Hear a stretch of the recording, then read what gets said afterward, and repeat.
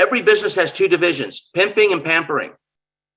Pimping and pampering. When I'm at the Genius Network, when I'm at that event on a Saturday morning to bring in new people, sometimes I get feedback saying, Alex, you were selling too hard. I don't care. That's my pimping hat. Well, right now I have my pampering hat. Stick strategies are not about pimping. They're not about getting new traffic, and they're not about converting that traffic. They're about fulfilling the traffic. Fulfillment means delivery. So since 1993, our next speaker has generated nearly $417 million in sales and profits for his marketing students, clients, joint venture partners, and that's on 6 continents. Best-selling author Harvey Mackay acknowledges him as the Warren Buffett of digital media because of his unique ability to make money for his students and clients and JV partners. He's shared the stage, like Joe said, with Richard Branson, Larry King, Tony Robbins, Marianne Williamson, Robert Kiyosaki, Susie Orman, Mikhail Gorbachev, the Dalai Lama, and 2 US presidents. And as a virtual trainer, he has over 2,200 hours of training and nearly 4,800 interviews. And as Joe said, they've been friends since 1995. And if you've come to Genius Network anytime from 2007 up till now, you've probably seen Alex run our Genius Morning panel, Genius Sunrise panel at the breakfast at the big event that we do. So help me welcome Alex Mandossian. All right. Thank you, Gina. And I'm not going to be using PowerPoint, everybody. So just be aware that you'll be seeing little cards like this that pop up. So if you have me in speaker view, then that will be the best way to go about this. I don't see myself in speaker view yet, Gina. So am I a presenter, or are you seeing me full view? Yeah, we can see it. All right, cool. All right, well, that's Zoom from time to time. So just a couple corrections. I was asked in 2006 to join Genius Network, and I said no for 3 years in a row with Joe. So I wasn't part of the charter membership. And then in 2017, I said yes. I saw Garrett Gunderson give a presentation. I asked him the day after I saw it, I said, hey, can I do that next year? And so from 2017 onward, if you've been at the Genius Network panel, then I've been pimping out Genius Network, where I paid Joe $25,000 to have a lot of new members come in. So he's got that dialed in. That's called a stick strategy. Friendship is a stick strategy. So as it stands, one other correction, Gina, it's not 2,000 hours of training, but 22,000 hours of training since 1993, which means I've made a lot more mistakes than a lot of people. I'm a digital dinosaur. I started, you've heard of BC, before Christ. BG is before Google. So I started in 1995. And the most annoying thing is when my students become my mentors, and many of them are Genius Network members, 100K members as well. So what Joe mentioned was we do have a hidden agenda here. So he didn't say that, but I'm going to say it, because there's nothing better than transparency. We're coming out with a 6 strategy certification program. In 2003 and 2004, we came out with 6 strategy secrets. And it's not sexy, folks. Stick strategies are not sexy. It's not about traffic. It's not about conversion. It's about fulfillment. It's not about the fling. It's not about the date. It's about marriage. Basically, it teaches you how to be polyamorous in a good way in business with as many thousands of people as possible. Now, it's not boring, but it's profitable. And many people in our information marketing space, as Joe will attest, they confuse profit with revenue. And Jim Dew always talks about that as well, who's been a member for many years. They'll do a launch because there's not enough profit to pay for the taxes, because revenue and profits are confused. Stick strategies are not about revenue as much as they are about profit. So this is session number 1. And I hope it's one of many sessions, if you can see my card. If you can see my card in the chat, just type in, I see it. That way, I'll feel good about myself. And, everyone, I'll speak on my behalf. I do battle with self-esteem. So when you give me a response, it does pay off, okay? Because I don't get it from my family. All those numbers, $417 million, and the thing that's not, I think it's a big deal. There's no one in my family that's ever made over $100,000. None, either side. And so that introduction is never said in front of them, because I know that I'd be very busy, doing a lot of outreach with them, but, and they still don't know what I do. My mother, Carol, still doesn't know what I do. She lives in Pasadena, California. But here's the point. I did that without scaling. $417 million. I stopped counting then. It just sounded good, so I stopped. But I did it without scaling. There are people in Genius Network that scale like mavens and are really good, but I did it without scaling. And because I'm not good at scaling, maybe I'm a control freak. Maybe I don't want to hand stuff over to other people. I don't know what it is. I don't mind. I mean, I'm a flawed human being. But what I do know is if you do that without scaling, then what makes that possible are stick strategies. And again, it's not sexy, but I'm hoping to make it sexy because many people treat it like the bucktooth, relative that no one wants to introduce anyone to their other family members. And it's the most profitable division of your company if you embrace it. So, I figured, let me start with a shovel to the forehead. What the fuck is a stick strategy? Okay. That's the only F-bomb I'm going to drop. Tony does it all the time. Tony Robbins. I'm just going to do it one time. WTF is a stick strategy. Here it is. Hey, I hope you're enjoying this video, and I want to let you know that I have a new book that's come out, and if you'd like to get it absolutely free, there's a link below in the description, or you can wait till the end of this video, or you can simply go to joesfreebook.com and you can get a copy there. I like very simple definitions. I like small words. It boosts profits with zero ad cost. What does that mean? That means EBITDA. What does that mean? Profit. Pure profit. No customer acquisition cost. Now, quick story.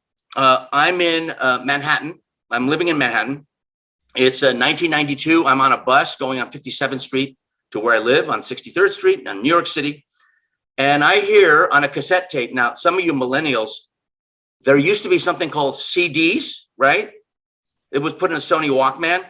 And then before that, there was something called a cassette tape. Now, before that, there's an 8-track. That's before my time. My mother still has Barry Manilow 8-track tapes, the best hits and all that shit. But a cassette is how Nightingale Conant and other businesses built their businesses. And I was listening to a Jay Abraham cassette tape. And he said, there's only 3 strategies to grow any business. These are strategies, only 3. Because you can get new clients, you can have more purchase frequency or buying frequency, they buy more often, like continuity, or you can increase pricing. Now, of the 3, the funny thing about most business people, the smartest ones I know, they always focus on this one, new clients.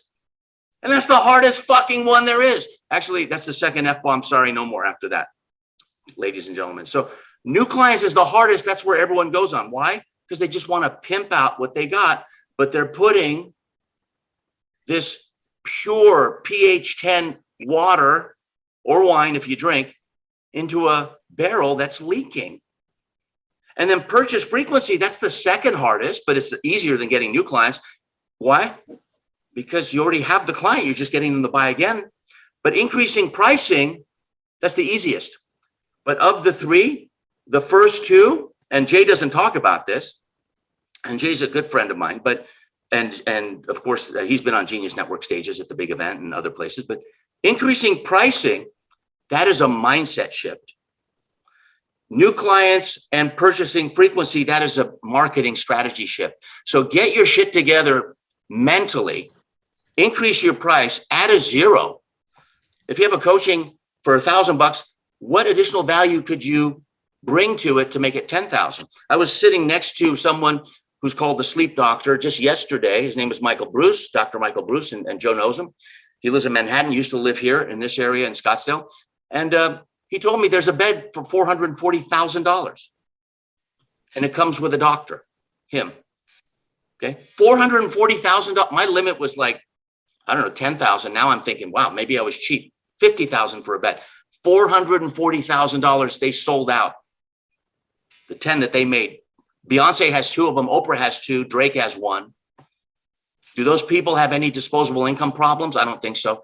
So if you can increase price, that's the easiest way to make the sales stick because those people have more disposable income. Now, another lesson, February 2022 at the big event where Joe came back, talk about his sabbatical. By the way, and I'm not going to say this to embarrass him, He gave the best talk I've seen him give at the Consumer Health Summit, which we were just at for 3 days with Michael Fishman on his sabbatical. It was off the charts. And if you get a chance to see that talk, you got to see it because it was really well done. I would never say that in public. I'm usually goofing on Joe. I would say that he has hair before I said that kind of thing. It was off the charts. That's just like a little sidebar. But I saw Jason Flanagan, who's a good friend. He's a 100K member. He's on stage and he says, okay, he makes things really simple, right? There's only 3 things that you do. And these are tactics though, not strategies, tactics. There's 3 things any business does. They get traffic, they get conversion, and they do fulfillment. These are 3 things they do. You want more traffic, more conversion, and better fulfillment. Guess what people don't focus on? Fulfillment. Where's the stick strategy? Not with the traffic, not with the conversion. It's with the fulfillment. It's the boring shit that no one wants to do. Okay. You want to bring the pamperers in your company, let's say your support, and we're going to turn those people into certified stick managers for about $10,000 to make you 100K in less than 12 months. You know, that's the promise, but we'll see. I'm just playing with it, right? And the key point is falling in love with your fulfillment process will boost your LTV. LTV. So here's a pop quiz in the chat. What is LTV? Type it in. Let's see who knows. LTV, lifetime value, says Erica. That's correct. You know, after the first right answer, all you got to do to protect your confidence is write the same fucking shit they wrote. That's the third fuck. Sorry, that's the fourth. And then all of a sudden you feel smarter. That's what I do, right? That's a stick strategy, by the way, right? So next up, Amazon does not get high LTV via CAC. Okay, what is CAC? Anyone know what CAC is?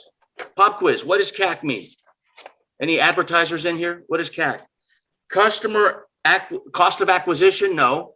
Cost of acquisition is COA. CAC is customer acquisition cost, right? Customer acquisition cost. What does Jeff Bezos do? I don't believe in his politics. I mean, Jeff has a picture with him in Genius Network. But he does something that no one else does, and that is he doesn't give a shit about CAC. He asks himself, what's the most we can spend on a customer to make our competitors go bankrupt? What's the most we can spend on a customer to make our competitors go bankrupt? And then eventually he'll end up either modeling the product, which is called stealing, and do it through his own brand, or he'll buy the company. That's Jeff Bezos, one of the richest people in the world. So customer acquisition costs, you want to lower that, right? Well, not according to Amazon. What they want to do is they want to pay the most customer acquisition costs possible so they bankrupt their customers. What a great strategy. Maybe you think that is contrarian. How do you do that? Stick strategies. What's a stick strategy at Amazon? Those who bought this also bought this. Okay. Those who bought that also bought that. That's a stick strategy. Reviews are stick strategies. When you see a bunch of reviews, that's a stick strategy. So here's the key point. Stick strategies are about meaningful fulfillment tactics. Traffic, conversion, and fulfillment. I want you to focus on fulfillment just for the next 20 minutes. And then let's try to make it sexy, right? Let's make the marriage like a honeymoon. Let's make the marriage like a fling. Fulfillment is super, super sexy when you see how profitable it can be. And then you can be like a Bezos mindset. If I can spend more because I have more. Why? Because there's no customer acquisition cost. I can spend a lot more because of my stick strategies. Fulfillment will reveal your client journey. What's a client journey? The client journey is every touch point after they say yes. Now, I'm going to teach you one meta stick strategy that you know about, you've heard about. You'll say, that's nothing new. Well, true discovery, says Marcel Proust. He was French. I think he was a painter, writer. He said, true discovery is not in seeking new landscapes. It's in looking at the same landscape with a new pair of eyes. And that's what I want you to do. You've heard these things. I'm not going to teach any new concepts. I haven't so far, but just looking at it differently, looking through another lens could be life-changing. Now, there's something I do at my events. And so like at a Genius Network event, I love this backpack. I gave these away at the at the panel where we got a bunch of new members this year. Some of you are here. There's something called a pack my bag moment. So what does that mean? Well, some people call it aha moment. Some people call it takeaway. Okay, I'm the son of Carol Mandossian, who I talk about a lot. Been in teaching for 53 years. She doesn't teach anymore. And she taught me one thing is if you could learn something and you could pack your bags and leave the class because that's all you wanted to, hear, you would do it because that's your big aha, right? But you're not going to leave because there's a lot more to learn. And so PMB moment is a pack my bag moment. So what I do is I don't say which of these are pack my bag moments. Instead, I act like Carol and I play manipulative. Here's what I want you to think about. This is a pack my bag moment right now. Are you ready? If you're ready, type in ready in the chat. Okay, this is a pack my bag moment because your company only has 2 divisions. And thank you for playing with me. Okay, if you don't want to play, it's no problem. A physical event, if people walk out, even if they're going to the bathroom, it's terrifying. Here, if they leave, I can't even tell because I'm just looking at myself. So it's no big deal. You can stay or go. Every business has 2 divisions, pimping and pampering. Pimping and pampering. When I'm at the Genius Network, when I'm at that event on a Saturday morning to bring in new people, sometimes I get feedback saying, Alex, you were selling too hard. I don't care. That's my pimping hat. Well, right now I have my pampering hat. Stick strategies are not about pimping. They're not about getting new traffic. And they're not about converting that traffic. They're about fulfilling the traffic. Fulfillment means delivery. Okay. Fulfillment. And if you read this aloud, you can lip sync it if you want. Fulfillment turns touch points into transformational profits. I had to think of 2 TPs to look smart to you. So there you go. Fulfillment, all those touch points can turn into transformational profits. Every touch point is a transformational opportunity to turn into profit without pimping.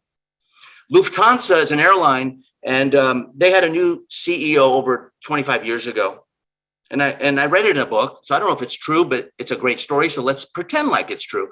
There's 73 touch points between the time when someone says hi to a Lufthansa person, an airline attendant or someone on customer service, and when they get on the plane and they leave. 73 touch points. All the CEO did is make those touch points into transformational experiences.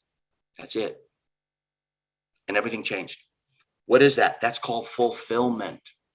After the sale, not before the sale. Stick strategies turn fulfillment into high profit generations. What does that mean? Profit generation, I know people from Dan Kennedy, Jay Abraham, the late Ted Nicholas, the late Joe Sugarman. They had multi-generational students that studied from them.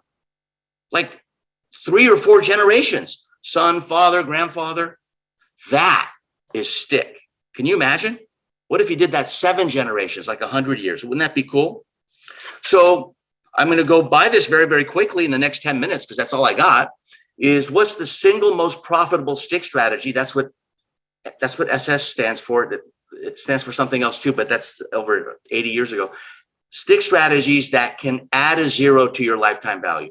What is the single most profitable stick strategy? That's not a pop quiz because you probably wouldn't know, but I'm going to tell you. And then there's 3 tactics within that strategy. All right. Now, everyone should do this. And I'm not going to should all over you this morning. You'll get shoulded on probably by employees, friends, colleagues, spouses, whomever, ex-spouses. But I will tell you, it's a good idea to think about this and rework it, because what is the single most important touch point along the client journey? Remember, you've gotten the traffic. It could be a referral. It could be online. It could be just being at an event. You converted the traffic. They purchased. And remember, your credit card purchase is an intention, gang. It's an intention. You decide if you want to keep them on. How many problem children have you had over the years, having customers, right? It's all the credit card purchase is an intention. Everything, the engagement starts with the stick. So the answer to this question, I believe, the single most important touch point along the client journey, we're talking stick. this is the only stick I'm talking about as a strategy, and then 3 tactics to it, because that was the promise, is onboarding. I guarantee if I audited your onboarding, I get paid $30,000 to audit onboarding. If I audited your onboarding, I think you would be embarrassed by the time we're done, because there's so many more things you can do for onboarding. Why don't people do it? Me included. Because you're exhausted getting the traffic and trying to convert, putting your company together, dealing with family, whatever else. And by the time someone purchases, you go, okay, well, onboarding, we'll just tell them what they're about to get. And then onboarding becomes an afterthought. Guess what? Design your onboarding first. Before your ads, before your conversion scripts, before any of that stuff, design your onboarding first. Joe will remember this. Millennials won't even know what I'm talking about. I think Paul Culligan will remember it.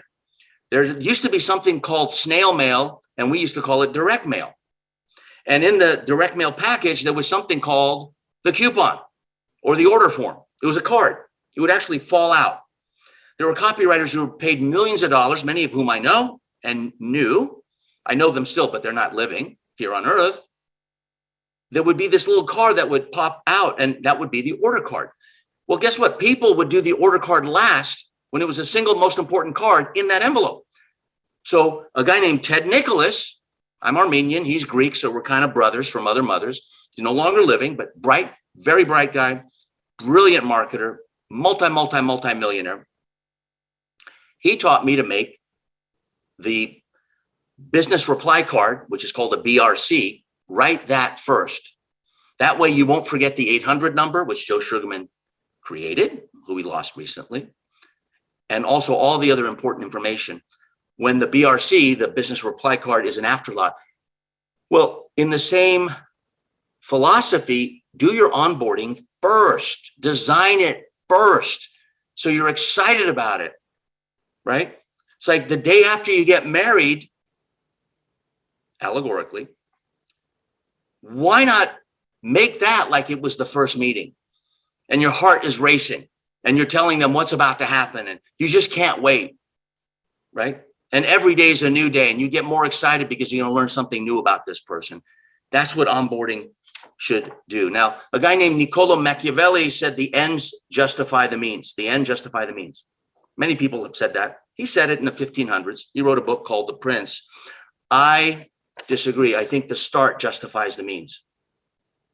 Now, in the chat, write down if you're a dog person or a cat person, because I'll learn more about you just by doing that than anything else. And I will disenfranchise half of you because I'm a dog person. All right. See a lot of dog people, cat people. Sorry. I love dogs and cats. Okay. That's schizophrenic. Okay. We want just one. I want to be decisive. You can't do both. You can't do both. Okay.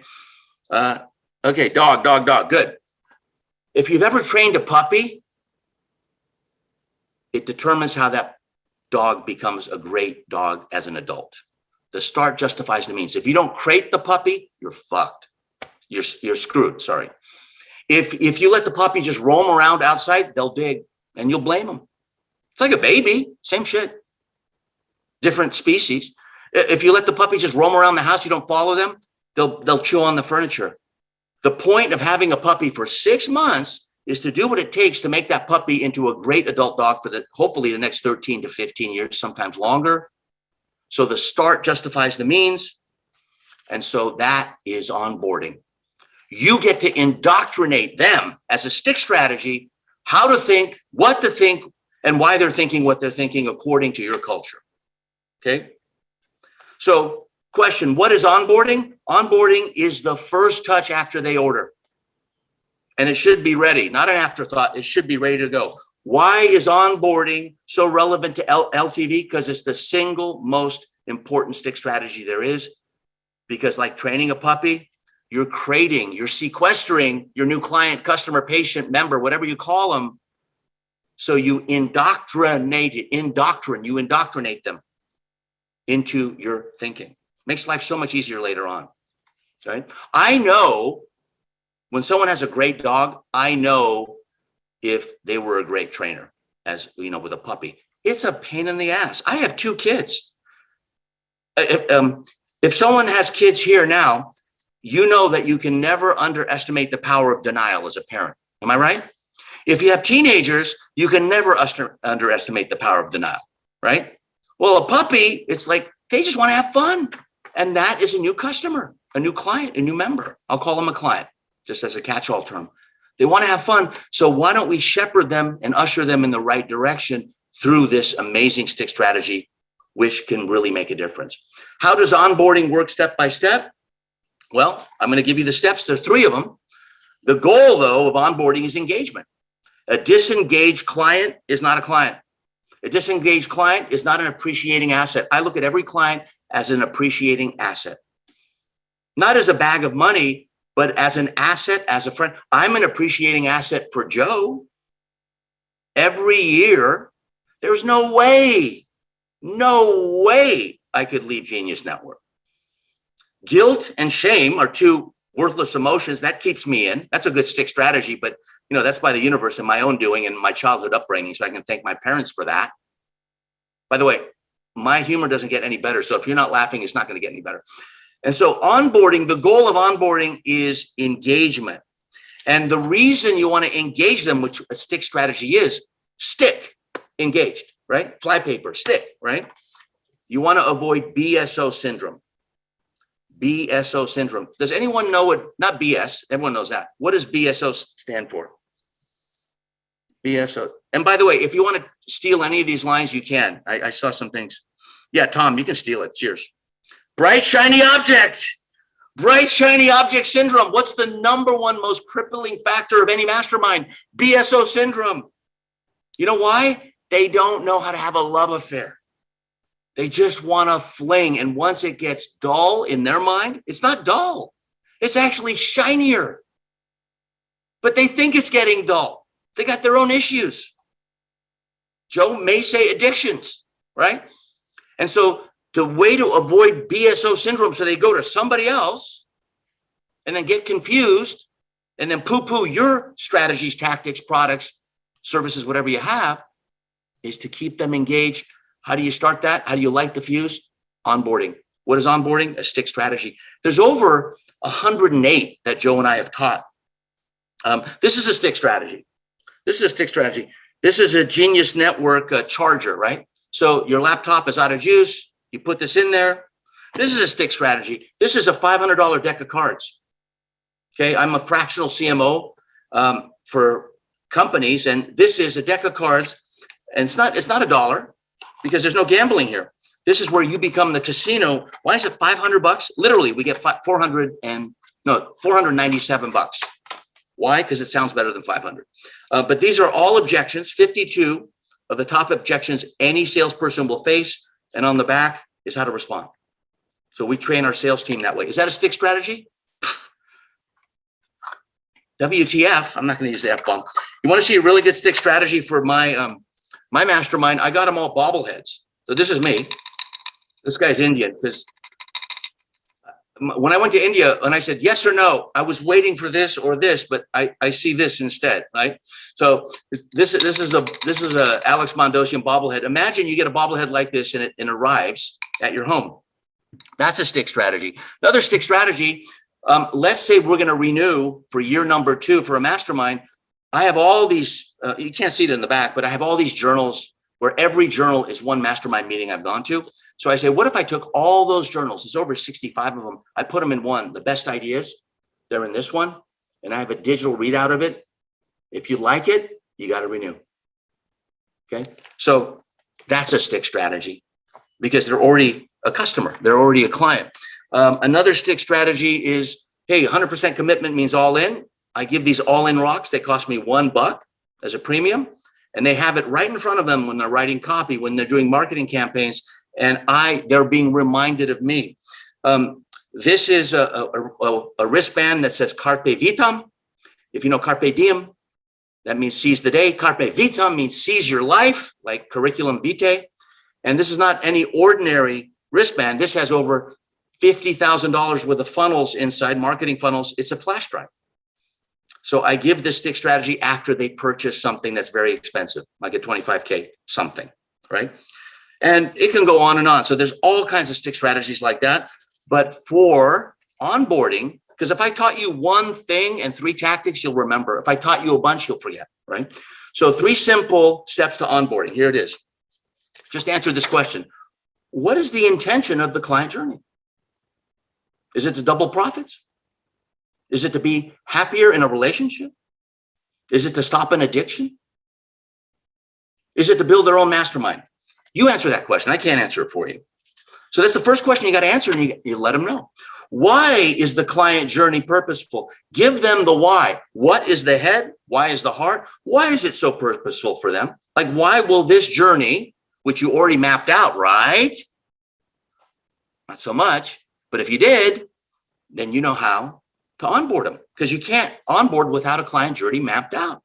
Maybe that'll be the next lesson that we teach. So why is it so purposeful? Give them the why. When I say pack my bag moments, I'm giving you the pack my bag moment. You have pimping and you have pampering division. Your stick people are always pampering, always. Your support team can make more money if you turn them into stick managers, which we can teach them how to do. That's like a trial close for a year from now. All right. How can the client journey be more strategic for them? In other words, how can they maximize their client journey? So teach them how to get the most out of what they're about to learn. Maybe it's your curriculum. If you're teaching something in the members area, if you have nutraceuticals or something ingestible, tell them, when to do it, how to do it. If it's about sleep, tell them to put an alarm before they go to bed.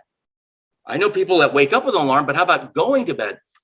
Same gentleman, Dr. Michael Bruce, he said, all you got to do is wake up each day the same time. You don't have to worry about anything else. That's one stick strategy to get better sleep. So if that guy's been doing it and he knows what he's talking about for 25 years, then that's a good tip. So the onboarding formula is intention. It's like, what is this client journey? Let them know. Purpose. Why is it so important to them right now? Why is it so relevant? And strategy. How are they going to maximize it? How are they going to maximize it? Every single onboarding needs a concierge. So you need a person who's a concierge, who's going to be their omnibuds person, the person who defends them, the good cop. And they need an onboarding concierge. And the important point going back to what I already said is when they made a payment, I don't care if it's 50K, I've gotten 100K, I've gotten 440K from one person in Pakistan, a business. I didn't even know what I was going to sell him. I just threw it out there and he said yes, right? The transaction is only the intention. When they pay you, that's only the intention, right? So the most important thing is to get them onboarded. And then after you've onboarded them, and I'll show you a video if you'd like for another mastermind. And I'll ask Joe if it's okay, but it's the example I have because this gentleman actually put value into onboarding, paid me a lot of money for an onboarding video. It's 18 minutes, and it just says all those things. In fact, it shows these cards as well. There are declarations expected of them to build membership and community. Clients, customers are not members. Members know each other. Clients, customers, patients don't know each other. Maybe in the waiting area, if you're in a doctor's office, but members know each other. Amex, American Express, they have different colors. Membership has its benefits. Who gives a shit about Visa or MasterCard or Discover? I mean, it's just another card. American Express, that's a brand. And they charge more money just for the right to charge with different colors. Imagine paying $5,000 just for the right to charge. What do they have? A concierge for platinum and black. So here are 3 micro tactics when people are onboarded. We bring people into a Telegram group anytime they're in a high ticket program for us. We don't go to WhatsApp. We don't go to Facebook because Telegram can edit comments easily. You can't do that in WhatsApp. And Facebook, there's too much litter. These are my personal opinions, right? So I love using Telegram for that reason. I have Signal as well, but I don't use Signal because you can't edit. I love making a mistake and editing it, instead of deleting it. So when they come into our Telegram group, the concierge says, all right, please let everyone know, where are you from? This is a new member, right? They're kind of a little bit nervous. Now, what do you do? They don't know what they do. The smartest people in the world can't even utter what they do. But where are you from? They know that, right? Why are you here? Like, why'd you say yes? It's kind of like, I don't know, auto-suggestive self-talk, you want them to change an identity, right? You want it, they're now a Genius Network member, not a participant.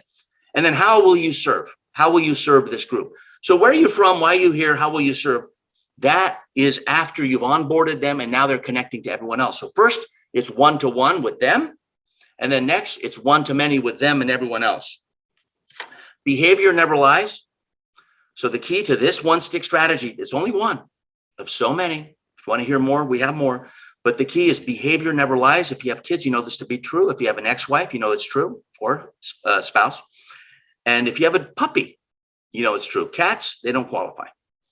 All right. So stay engaged and to be continued. That's my call to action. So we'll go to Joe and then Paul. Well, what I would say is first off, Alex, that was fantastic. So great setup.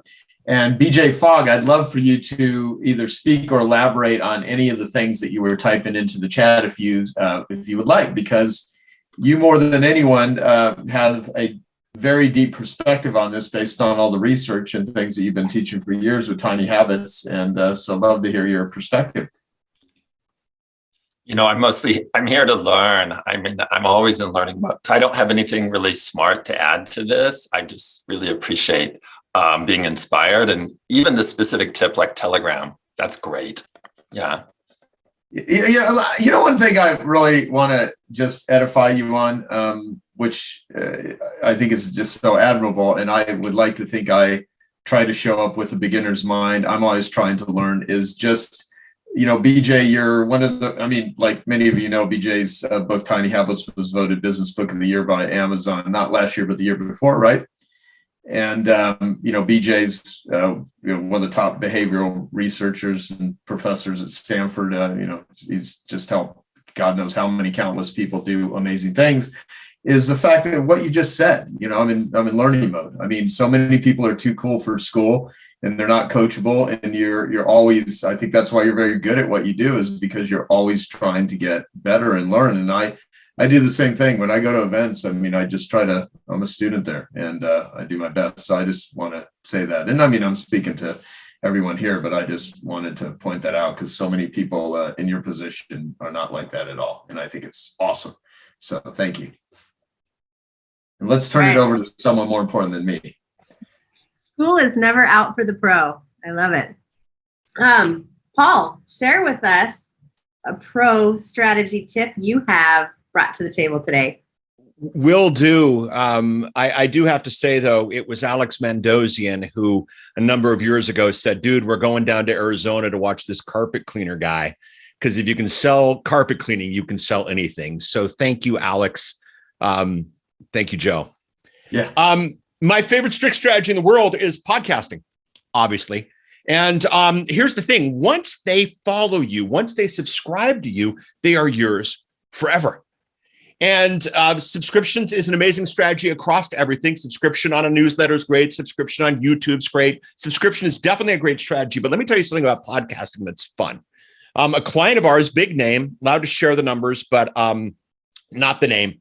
All things being the same, and of course, things are never the same, but we did a test. He has 13.7 times as many YouTube subscribers as he has podcast subscribers. And when he does YouTube, he takes his YouTube videos, he puts them on his blog, and he emails about his blog, 13.7 times as many. Yet when we take that blog content, we make it a podcast, he gets twice as many downloads with 3 times the consumption because of his podcast. Again, it's in all things being the same. The videos aren't optimized. All the stuff that Evan teaches, stick with it, people, stick with it. But subscriptions on podcasting is pretty amazing. All right, yesterday, there were 391 downloads of 10X Talk, which is going on 10 years this year. 2 visits from Ghana. Ghana, the Bollywood and Hindi radio capital of India, gets more music listens than Spotify does in India. 13 people visited 10X Talk from Amazon and Audible. There were 3 downloads of the Envy and Entrepreneur episode from 12/9/20. There was even a download of episode 1 from 8/3/12. Genius Network had 206 downloads, only 1 from Ghana. 2 from Genius Radio, which is on the Tesla, by the way. 2 downloads from Willing to Fail, a conversation with Brian Scudamore from 8/17/20. I Love Marketing had 3,037 downloads yesterday. It was a new episode, so that's why those numbers are big. 46 of them are from South Africa.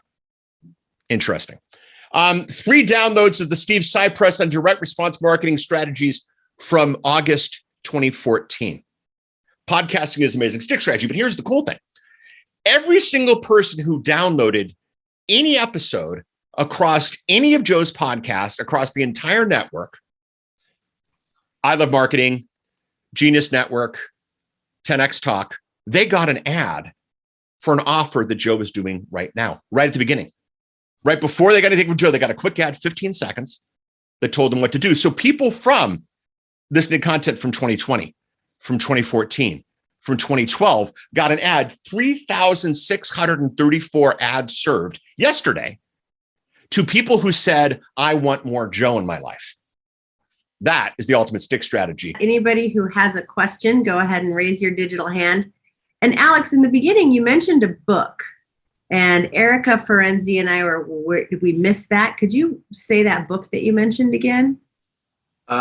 Remind me of the context, because I was doing a 1-hour presentation in half an hour. So what was the context of it? So right at the beginning, before we talked about the 3 key things, and I think it was even before the SS, I got distracted by the SS stuff. So it was a 15-minute review of a book. It was over 25 years ago, but it was Lufthansa. And, you know, the lesson from it, if I can just truncate the lesson, is look at all the touch points that your client, customer, member, patient, whatever you call them, I'll call them client, has after the purchase. That's fulfillment. Don't worry about traffic. That's expensive. That we don't know. That's like this glop that Joe talks about. It's amorphous. Could be like 300% of what the revenue from that client would be in the first year, right? Forget about traffic. Forget about conversion. That's a moment. That's a close, right? Forget the conversion process, funnels and all that. You get plenty of that. You probably have intestinal fatigue from just listening to all that stuff. It's important, but if you just look at fulfillment, even if you had one client, how many touch points do they have? And then how do you ascend them? Because if you don't mark down and map out their touch points, then it's very difficult to ascend them. And every touch point is a stick strategy to keep them there. Imagine if every single client you've ever had never left you. Would you even be on this Zoom right now? You'd be on some island that you own. The fact is they leak out of your barrel. Why? Because you don't have enough stick. Not enough issues, right? But not enough stick. If you just increase the stick by 50%, geometric growth, because there's no cost of acquisition. If you increase it by 100%, just looking at those touch points, like Lufthansa did, that's all they did. They just improved each touch point. So every touch point was an experience, what was an event. When you go into a restaurant and they ignore you, that's not a very good touch point. If you go into a restaurant and they welcome you and you go, wow, I'm the only one who exists here, that's a great touch point. Sam Walton used to take a single prop plane over Bentonville, Arkansas, go all over the 5 and dime stores. He created Walmart with his wife. And he would look for parking lots that were full of cars next to a 5 and dime store. This is back in the 50s, 1950s. I wasn't born. And he noticed that if a parking lot was full, he would go in and he would spend some time in that store and see what they were doing well. He spent more time in his competitor stores than he did in his own stores. This is Sam Walton. And before his death, he created all these stick strategies, like a senior citizen who's a volunteer, who, by the way, is more passionate than a paid worker, who's welcoming someone at the front door. They don't have that anymore, but those were called welcomers, right? So that is a touch point. So just like Lufthansa did with their 73 touch points, if you have 7 touch points and you make 5 of those 7 meaningful, you'll be off the charts. If you make 3 of them meaningful, you'll be way above average. So just check your touch points. Don't worry about the words and the ads and what your buying strategy is. Just go into fulfillment and plug the holes in the bucket, and then watch what happens within the next 3 months. I can't wait to meet you at a Genius Network event. We want to hear what happened. And then we want to certify someone to actually do this for you. So you hand them the training. And this is not a salesperson. The worst person you can have as a stick manager is a salesperson. The worst. You don't have a pimp to pamper. You have a pamper. Warm and fuzzy, kind of like a overcare. Nurses are great. Servers at restaurants are awesome. I poach them sometimes for customer service. That's what you're looking for. They're fun to deal with, and they don't do it for the money. They don't do it for the money. So it's like going to heaven without the inconvenience of dying. So there wasn't I don't remember the book, but that's the point, was the number of touch points. Thank you so much, Alex. That's so great. I literally didn't know what your number one was going to be. And I was thinking, okay, he's going to talk about referrals, or he's going to talk about testimonials. And I didn't think it was going to be onboarding. So that is fantastic. That's fantastic. Yeah. And I love, you made my day. Yeah. Yeah. I love the onboarding, just that whole side of the business, but Adrienne, if you want to come on, you shared something in the Genius Network meeting that we just did last week about follow up and stick with one of your kind of joint venture partners, a veterinary office. They were too busy to do their own follow up and thank yous and sticks. So tell us a little bit about that strategy, how you did that. Yeah, so it was great. It's been great because we can use one of their challenges, right, to help both of us. And so we go in and ask, what do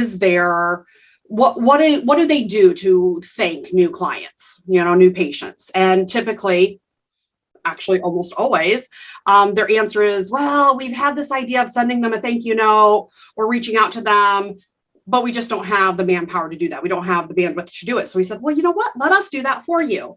So we write a letter that comes from them, but it's basically saying, thank you so much for visiting us. It was really great seeing, Snoopy. As a thank you, here's a gift certificate to 2 Bostons. And then it's a blurb about why they like 2 Bostons, what 2 Bostons can offer for them. And, just go in, enjoy this, your first trip on us. And then we put in a gift certificate to 2 Bostons. We sign it with the vet's name, with their permission, of course. It's on their letterhead. It's in their envelope. But then we do all of the work for them, and we pay for all the postage and everything. And we just send it to their new client list, every other week, once a month, depending on what our situation is.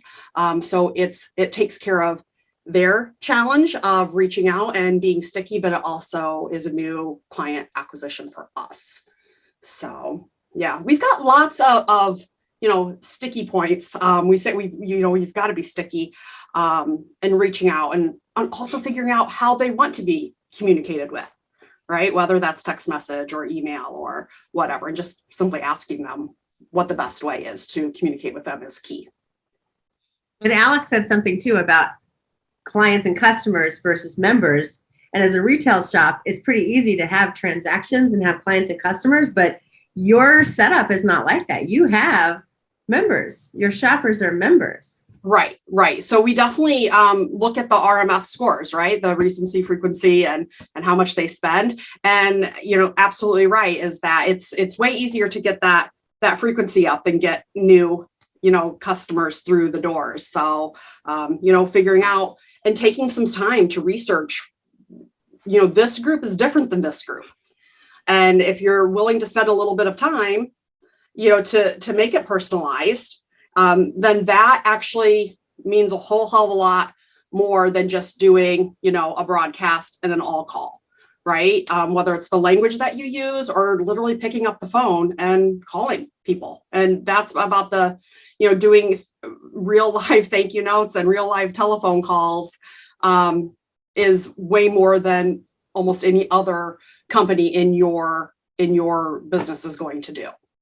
So, who here has ever gotten a phone call to make sure that their dog's diarrhea was cleared up by, a product that they just bought? That is not normal, but that's what we want, is to not be normal. Yeah. And client lifetime value, that's extending the lifetime value.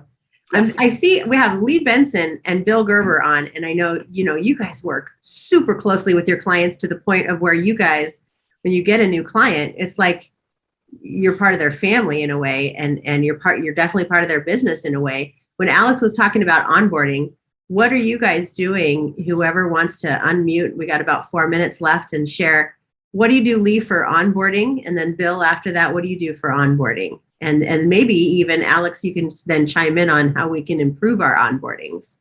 Sure. Well, for us, it's everything. When we get a new client, we actually go in, we become a member of their senior leadership team, and we wear two hats. We're leadership performance coaches installing a methodology to operate their business, but we're also an equal brain in the room with ideas to help them accelerate value creation. And then we usually have 3 to 5 additional team members leaning in hard the first couple of months just to shore up everything to make sure it's going well. So for us, onboarding is absolutely everything. And I was curious, Alex, at some point, I'd love to hear, what are the common mistakes people make? Because it seems like a lot of clients want the money a lot more than the best result for the client, and that ends up backfiring and not getting them the money. So curious at some point, what are the most common mistakes in onboarding? Well, I'll answer it right now, just so it's nice and fresh. And by the way, with your most important number concept, you actually, it's a bad word, but infuse it into their meetings. So I can't think of a better stick than that, as well as the software that you have. And so you have a built-in stick. And for me, the most common mistake that people make with onboarding is they just look at it as an after event of the sale. When for me, the credit card charge is an intention. It doesn't mean anything. There's no appreciation of asset there. But if onboarding is an event, like for example, every training I've ever launched has a glossary of terms. Every training I've ever launched has had a community speaking the language of the glossary of terms. And every training I've ever had has had a concierge that makes sure that there's engagement with the community speaking that language. Well, that's part of onboarding, because onboarding is kind of like the flint. I don't know if anyone here has tried to start fire with their hands. I was a Boy Scout. It's hard, man. It's really hard. I don't know who invented fire, but man, that must have been like a freak accident, maybe lightning hitting a tree, but like, it's hard. But if you have flint and you have a buck knife, you can start one really easy with kindling. That's what onboarding is. It's the kindling that starts and kind of like lights the fuse to that. The mistake people make is they don't put any intention behind it. They don't put any purpose. They don't even design it. They just do a makeshift video. In a membership area, the onboarding is Start Here tab. One of my former students, now one of my mentors, Stu McLaren, who knows all about membership over the years, he taught me that. Just have a separate tab for Start Here so they know where to start. So just think of training a puppy. All the focus is on the start, not on the end. What most people do is they try to upsell them with one-time offers and things like that. Huge mistake. Huge mistake. After they've come on board, now it's time for them to consume and capitalize on their investment. And the big mistake is not focusing on their client journey. They don't even know what their journey is. Why not? Why not reveal it to them in advance? And by the way, 1 year is 5 years when I was growing up. So 1 year, I don't plan anything beyond a year. No way, So I focus on 12 months. I could be wrong. There are a lot smarter people here than me, but I focus on 1 year, and that's my onboarding journey. And I tell them the options of how to continue their education. One final point from me is you can make your employees or team members stick, whether independent contractors or not.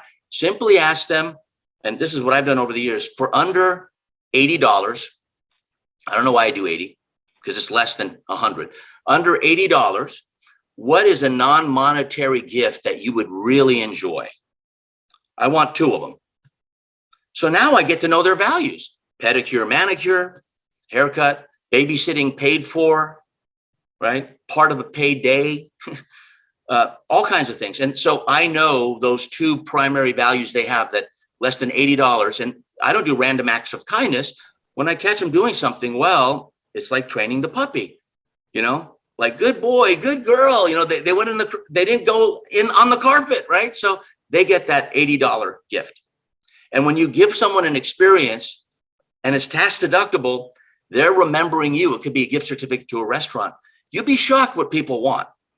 Some people want Amazon certificate, and then find out, follow up, say, hey, what'd you get from Amazon as a result of that? So non-monetary rewards go a long way to have your employees and independent contractors, suppliers stick. And I do it with all of them, even ones who can buy and sell me over 10 times. Under 80 bucks, you know, what's really, you'd be shocked what people want. So Yeah, that's, so it's not that's a just stick stick with- for your team. Yeah, not just stick with your clients, but stick with your team and your vendors. Okay, I hope you found that video awesome and useful. So if you want to get a free copy of my book, I want you to click here. And if you want to watch some more videos that'll be useful and awesome, click here. Go ahead. They're over here. Do it now. Come on. Thank you. Watch them.